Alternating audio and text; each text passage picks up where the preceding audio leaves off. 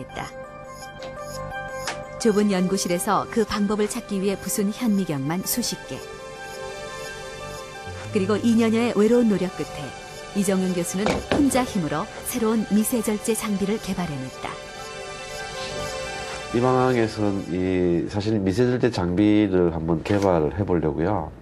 그러니까 뭐 현미경도 아주 여러 개 부숴먹기도 하고 이 방에서 뭐 후배 교수들이 그만 좀 하라고 그런 놀림도 받고 그랬었습니다. 네.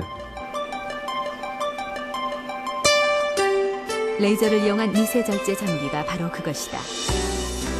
435나노미터 파장을 가진 레이저 빛을 쏴서 암세포만을 정교하게 잘라낸다. 미국, 독일, 스위스에 이어 세계 4번째로 개발된 제품이다.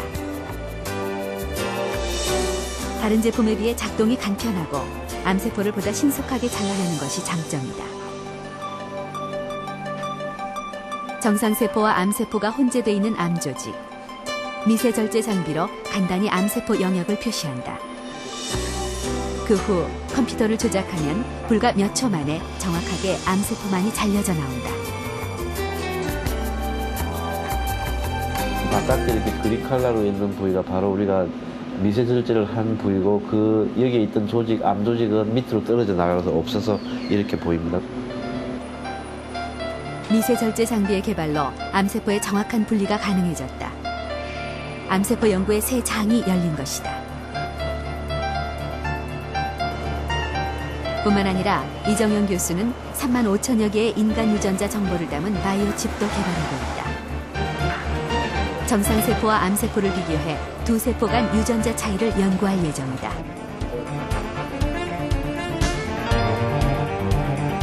그 차이가 밝혀지면 암을 미리 예측할 수 있고 환자 개인에게 어떤 약물과 치료법이 맞는지 알 수 있다. 이제 미세절제 장비의 개발로 암세포 연구가 진행되면서 맞춤 의학 시대는 현실로 다가오고 있다. 바이오칩하고 미세절제술이 결합을 하면 이런 것들이 아주 가까운 미래에 이 어떤 환자는 이런 항암제나 이런 걸 치료를 받아야 되고 이 사람은 다른 치료 방법을 써야 되고 이런 걸 미리 예측을 할 수 있는 그런 시대가 곧 오고 그에 따라서 그게 자기한테 딱 맞는 그런 치료를 받는 시대가 곧 올 거라고 생각합니다. 부시 미국 대통령, 교황 요한 바오로 2세 등 세계적인 유명 인사들과 어깨를 나란히 한 두 한국인. 바로 황우석, 문신용 교수가 그 주인공입니다. 최근에는 한 단계 더 나아가서 난치병 환자의 체세포 복제에 성공하면서 또 한 번 전 세계 이목을 집중시켰는데요. 난치병 환자 치료에 획기적인 돌파구를 마련했다는 평가를 받으면서 오는 17일 세계적인 과학 전문지 사이언스에 표지 논문으로 실릴 예정입니다. 한국의 줄기세포 연구가 약물과 수술에 의존하던 현대의학의 새 장을 열었다고 해도 과언이 아닌데요. 과연 언제쯤 환자 치료에 적용될 수 있는지 궁금하실 겁니다. 줄기세포 연구팀의 숨은 공로자 문신용 교수를 만나봤습니다. 세계적인 과학저널 사이언스는 한글 보도자료까지 내놓으며 황 교수를 특별 배려했습니다. 처음입니다. 이번 연구는 면역 거부 반응이 없는 줄기세포 연구의 가능성을 연 큰 발전입니다. 지난 5월 19일 황우석 교수팀은 또 한 번 세계를 놀라게 했다. 난치병 환자의 체세포를 이용해 배아줄기 세포를 만들어내는 데 성공한 것이다. 지난해 세계 최초로 인간 배아줄기 세포 배양에 성공한 후 1년 3개월 만에 얻어낸 쾌거.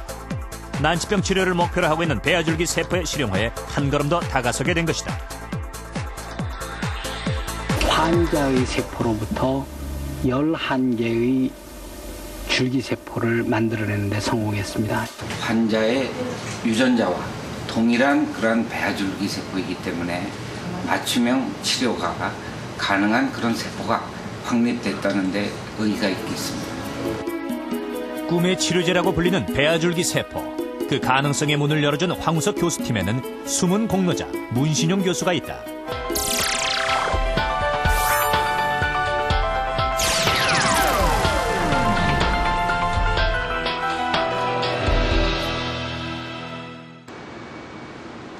문신영 교수가 이끌고 있는 서울대 줄기세포 실험실에선 매일 배아줄기세포를 증식하는 작업이 끊임없이 이어지고 있다. 배아줄기세포를 키우기 위해서는 저희가 이렇게 매일매일 세포 배양액을 갈아줘야 되겠습니다. 그러니까 과거에 있던 배양액은 일부를 제거하고 또 새로운 배양액을 첨가하는 작업을 끊임없이 해서 세포를 증식시키고 있습니다. 국내 최초 시험관아기를 탄생시킨 문 교수팀이 황우석 박사팀과 만나면서 배아줄기세포 연구는 급물살을 탔다. 냉동 보존되었던 폐기 예정의 배아를 이용해 치료세포라고 불리는 배아줄기세포를 만들 수 있게 된 것이다. 세계 최초로 복제된 배아줄기세포주를 만들었을 뿐만 아니라 세포 치료 시 발생할 수 있는 면역학적인 거부 반응을 해결할 수 있는 방법까지 제시했다. 배아줄기세포 치료가 환자에게 직접 적용될 수 있다는 가능성을 열어준 셈이다. 줄기세포는 미래의학의 꽃으로 이해하고 있습니다. 줄기세포는 모든 세포로 분화할 수 있는 능력을 갖고 있기 때문에 우리 몸의 어느 부분이 고장이 나면은 그 세포를 이용해서 세포 치료를 할 수 있기 때문입니다. 예를 들어서 말씀드리면 당뇨병을 치료하는 인슐린을 분비하는 세포 또는 심장근육세포 또는 연골세포로 분할을 시켜서 이를 사용해서 앞으로는 재생의학이라고 불리겠습니다. 일본 이화학연구소. 이곳에는 줄기세포의 재생 능력을 잘 보여주는 동물이 있다. 바로 영혼이라는 동물인데 도룡뇽의 일종으로 재생 능력이 아주 뛰어나다. 손이나 발은 물론 턱, 심장까지 재생이 가능하다. 영혼에 잘린 다리는 3개월 후면 다시 원래 모양대로 재생되는데 몸속에 있던 줄기세포가 머리, 꼬리, 신경 등 위치를 인식해서 필요한 세포와 조직을 만들어낸다. 이것이 가능한 이유는 영혼이란 도룡뇽의 전체 세포 중 10% 이상이 줄기세포로 이루어져 있기 때문이다.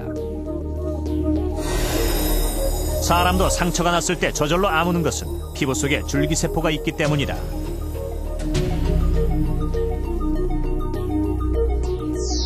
그러나 우리 몸에서 이런 재생은 극히 일부 조직에서만 이루어질 뿐이다. 피부와 혈액 그리고 간 등 일부 조직 이외에 심장이나 신장, 척수 등에는 줄기세포가 없기 때문에 손상이 오면 그 부위의 세포는 재생되지 못하고 장기와 조직은 죽는다.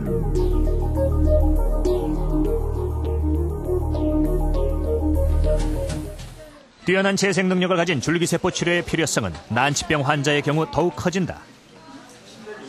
척수신경이 손상돼 하반신이 마비된 은주. 다리 감각을 잃은 후 설 수도 걸을 수도 없다. 불과 1년 전만 해도 은주는 잘 뛰어놀던 건강한 아이였다. 그때 레지던트 선생님은 이게 마비가 계속 올라가는 상태인데 심장까지 오게 되면 사망한다고 하더라고요. 다리 감각을 빼앗아간 원인은 바이러스. 척수에 바이러스가 침투해 척수신경이 녹아버린 것이다. 현재로서 은주가 받을 수 있는 최선의 치료 방법은 물속의 중력을 이용한 운동으로 근육이 완전히 굳어버리는 것을 막는 물리치료가 전부이다. 현대의학에서 척수신경을 한번 다치면 회복이 불가능하기 때문이다.